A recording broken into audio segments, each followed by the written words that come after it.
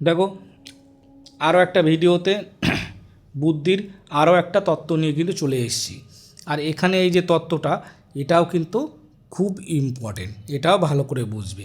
আর খুব সুন্দর করে এখানে নোটটা তৈরি করা হয়েছে। আর আরও একটু ভেঙে বুঝিয়ে দিলে তোমাদেরকে খুবই ভালো লাগবে। দেখতে থাকো। আর যারা নতুন আসছে তারা কিন্তু অবশ্যই সাবস্ক্রিপশনটা করে দেবে। তোমাদের জন্য কিন্তু সায়েন্সের ক্লাসগুলো আসছে, আর পেডাগোগি তো এভাবে চলতে থাকবে। আপার প্রাইমারি প্রিপারেশান যদি ভালো করে নিতে চাও তাহলে অবশ্যই প্রতিনিয়ত খেয়াল রাখো। সাবস্ক্রিপশানটা করে দিয়ে বেল আইকনটা মানে নোটিফিকেশানটা অল করে রাখো, দেখবে আমার ভিডিও আপলোড হয়ে গেলেই সঙ্গে সঙ্গে নোটিফিকেশান চলে যাবে। আর এখন কিন্তু দিনে 3-4টে করে ভিডিও আমি আপলোড করে দিচ্ছি। আমি চেষ্টা করছি অন্তত যদি না জানুয়ারি মাসে নোটিফিকেশানটা দেয়, নোটিফিকেশানটা আসার আগেই অন্তত পেডাগোগির 50-60% অন্তত কমপ্লিট হয়ে থাকুক। তাহলে তারপরে আমরা পরিকল্পনা মাফিক বা রুটিন মাফিক ক্লাসগুলো করব, অসুবিধা হবে না, সবই মোটামুটি গুছিয়ে নেওয়া যাবে। তো এখন আজ যেটা শিখছি সেটা হচ্ছে বুদ্ধির বহুমুখিক তত্ত্ব। এই তত্ত্বের প্রবক্তা কে ছিলেন? প্রবর্তক হাওয়ার্ড গার্ডেনার। ঠিক আছে, তিনি 1983 সালের ফ্রেমস অফ মাইন্ড বলে একটা গ্রন্থে তার এই তত্ত্ব উপস্থাপন করেন। তা এই তত্ত্ব অনুযায়ী মানে গার্ডেনার কী বলতে চাইছেন, দেবে আমরা একক উপাদান তত্ত্ব পড়েছি, সেখানে একটা উপাদানের কথা বলা হয়েছে। স্পিয়ার মানে দ্বি উপাদান তত্ত্বে জাস্ট দুটো উপাদানের কথা বলা হয়েছে, জেনারেল এবং স্পেসিফিক। ঠিক আছে, স্টার্নবার্গের ট্রায়ার্কি থিওরি পড়েছি, সেখানে 3টে উপাদানের কথা বলা হয়েছে। এইভাবে এক একটা উপাদানে এক রকম উপাদানের কথা বলা হয়েছে। এখানে গার্ডনার বলছে যে বুদ্ধি কোনো একটা ক্ষমতা হতে পারে না, মানে এক একটা মানুষের মধ্যে এক এক রকম বুদ্ধি থাকতে পারে বা বুদ্ধির ধরন আলাদা হতে পারে। ঠিক আছে, বিভিন্ন মানুষের বুদ্ধি বিভিন্ন রকমভাবে গঠিত বা বিভিন্ন রকম উপাদান বা ক্ষমতার সমন্বয়ে গঠিত। একটা দুটো বা তিনটে দিয়ে সেটাকে বিশ্লেষণ করা যাবে না।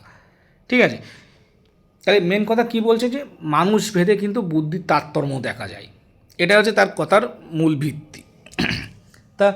তাহলে এখানে দেখো কী বলেছে সেটা একটু রিডিং পড়ে দেখা যাক, তাহলে আরও ভালো বোঝা যাবে।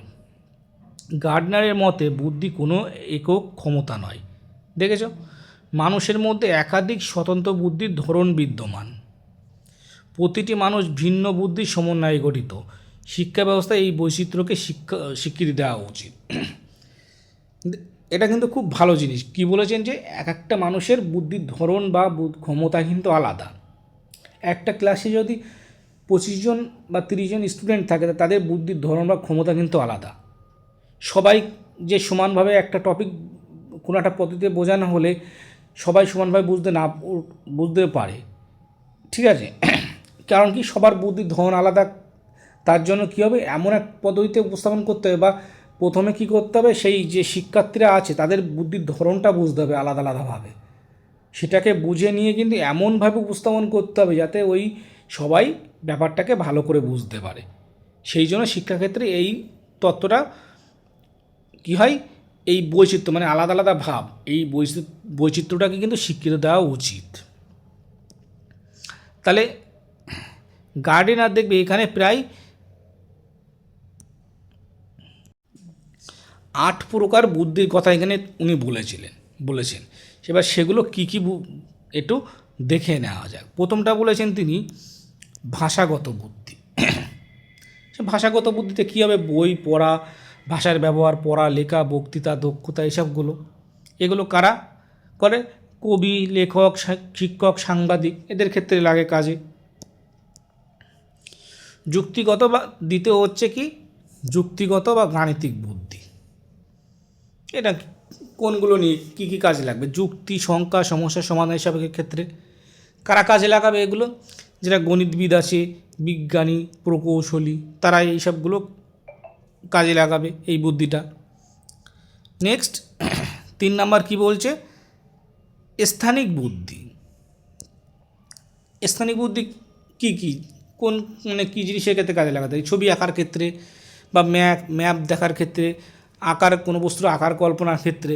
ঠিক আছে, এগুলোর ক্ষেত্রে কাজে লাগে। কারা কাজে লাগাবে? চিত্রশিল্পী, স্থপতি, ডিজাইনার, এরাই কাজে লাগাবে। এরপরে আসছে সঙ্গীতগত বুদ্ধি। সুর, তাল, ছন্দ বোঝার সৃষ্টি এসব ক্ষেত্রে কাজে লাগবে। কারা কাজে লাগাবে এটা? গায়ক, সুরকার, বাদ্যযন্ত্র। মেন কথা এখানে গার্ডিনার চেষ্টা করেছে যে এক একটা কাজের জন্য এক এক রকম বুদ্ধি লাগে, তো সেই সব বুদ্ধিগুলোকে তিনি আলাদা করার চেষ্টা করেছেন। ঠিক আছে, সেইগুলো এখানে মানে মোট প্রকার 8 প্রকারের কথা উনি বলেছিলেন, সেটাই আমরা দেখছি। আর দেখো আমি কিন্তু মানে দেখো আমি কিন্তু একটা নোটের মধ্যেই সব জিনিসটা আকারে দিয়ে যে এই তত্ত্ব ইনি দিয়েছিলেন, তার তত্ত্বে এতগুলো তত্ত্ব আছে বা তিনি এই বলেছিলেন, একটা নোটের মধ্যেই দিয়ে দিতে পারতাম। সে ভিডিওটা হয়তো 40 মিনিট বা 1 ঘন্টার হয়ে যেতে পারতো, কিন্তু সেটা করিনি, কারণ আমি আলাদা আলাদা একটু ভেঙে পড়ানোর চেষ্টা করছি, যাতে এটা তোমাদের মাথায় পুরোটা ঢুকে যায়। নিজেরা অন্তত একবার করে দেখলেই ভিডিওগুলো পরে তোমরা কোশ্চেনগুলো সলভ করতে পারো, এই জন্য। তো চলো আর বাকি 4টে কী বুদ্ধির উপাদান আছে সেটা দেখে নেওয়া যাক।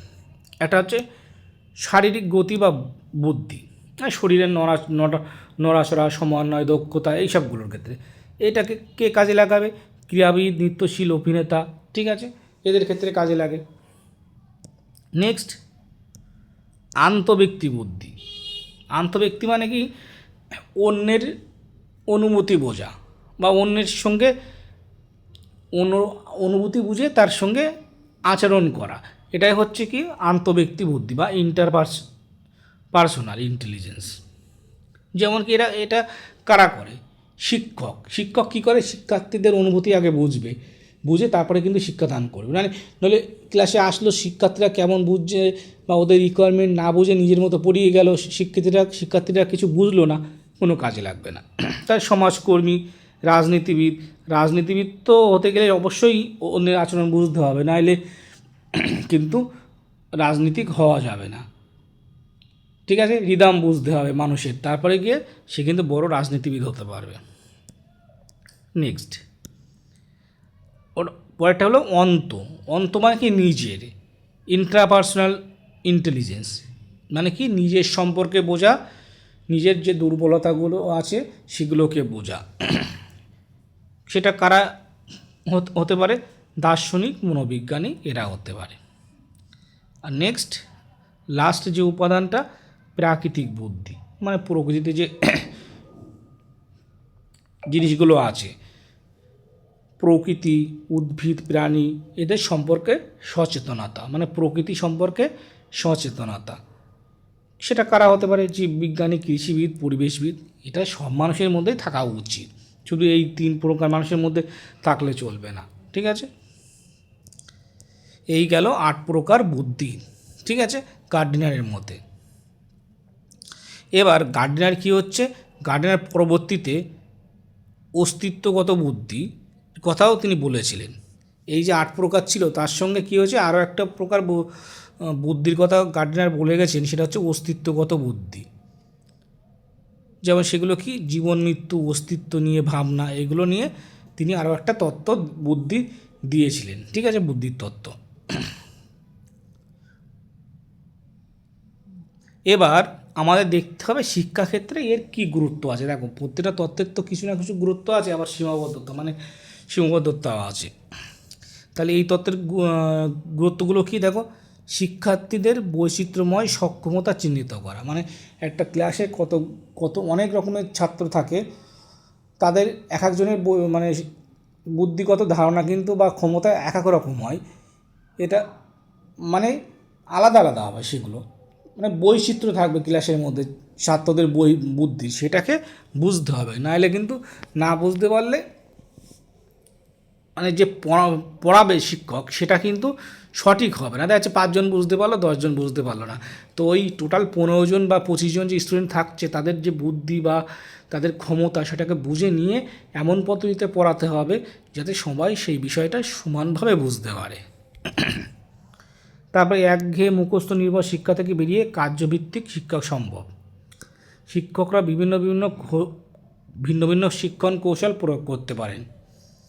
বিশেষ চাহিদা সম্পন্ন শিক্ষার্থীদের সম্ভাবনা বিকাশে সহায়ক। তাহলে এই শিক্ষাক্ষেত্রে এই তত্ত্বগুলোর গুরুত্ব এইগুলোই মোটামুটি। তত্ত্বের সুফল, প্রতিটি শিক্ষার্থীকে আলাদা আলাদা করে মূল্যায়নের সুযোগ। মানে প্রতি ক্লাসে যে শিক্ষার্থী, যতগুলো শিক্ষার্থী থাকবে বা ছাত্রছাত্রী থাকবে, তাদেরকে আলাদা আলাদা করে মূল্যায়ন করতে হবে। প্রতিভা বিকাশে সহায়ক, বাস্তব জীবনের সঙ্গে শিক্ষার সংযোগ। মানে বাস্তব জীবনের সঙ্গে কিন্তু মানে সম্পর্ক রেখে বা মিল রেখে কিন্তু শিক্ষাটাকে দিতে হবে, তাহলে কিন্তু সেটা আরও কার্যকরী হবে। এবার এরও কিছু সীমাবদ্ধতা আছে। কি দেখো, বলছে বৈজ্ঞানিক পরীক্ষার সব বুদ্ধির পরিমাপ কঠিন। বলছে এখানে দেখো মোটামুটি গার্ডেনার এখানে কি করেছেন, প্রত্যেকটা বুদ্ধির পরিমাপ করার চেষ্টা করেছিলেন, কিন্তু প্রত্যেকটা বুদ্ধির পরিমাপ করা কিন্তু বৈজ্ঞানিক পরীক্ষায় সম্ভব না, কঠিন। ঠিক আছে, প্রচলিত পরীক্ষা ব্যবস্থায় প্রয়োগ জটিল। মানে আমরা যে প্রচলিত পরীক্ষা ব্যবস্থা আছে সেখানেও কিন্তু এটা প্রয়োগ করা সম্ভব না। সব ক্ষেত্রে সমান গ্রহণযোগ্যতা নেই। এবার দেখবে উপসংহারে কিছু কথা বলা আছে। কি বলেছে যে গার্ডেনারের বহুমুখী বুদ্ধির তত্ত্ব আমাদের শেখায় যে সব শিক্ষার্থীরা একরকম নয়। সেটা বারবার বলেছি আমি এখানে। তাই শিক্ষা ব্যবস্থায় একক বুদ্ধির ধারণা বাদ দিয়ে বহুমাত্রিক সমক্ষমতাকে গুরুত্ব দেওয়ায় আধুনিক মানবিক দৃষ্টিভঙ্গি। ঠিক আছে, এটা তো আমি বারবার তোমাদেরকে বলেছি পড়াতে গিয়ে, আর সেটাই এখানে উপসংহারে একটু বলে দেওয়া হয়েছে। তাহলে মোটামুটি গুছিয়ে এক জায়গায় করে দিয়েছি প্রত্যেকটা তত্ত্ব, দেখবে। আর কারোর যদি মনে হয় যে হ্যাঁ দেখার পরেও নোটটা একটু থাকলে সামনে মাথায় ভালো হতো পড়তে, তাহলে আমাকে মেসেজ করো, আমি গ্রুপে অ্যাড করে দিচ্ছি, সেখানে আমি কম বেশি নোট দিয়ে দিচ্ছি। ঠিক আছে, তো এই তত্ত্বটাও হয়ে গেল। এরপরে আর একটা তত্ত্ব আমাদের বাকি থাকছে, সেটা আমরা করিয়ে এমসিকিউ ক্লাস শুরু করে দেবো। তো যারা দেখছো ভালো লাগছে তারা সাবস্ক্রিপশনটা অবশ্যই করে দিও। নেক্সট ক্লাসে দেখা হচ্ছে।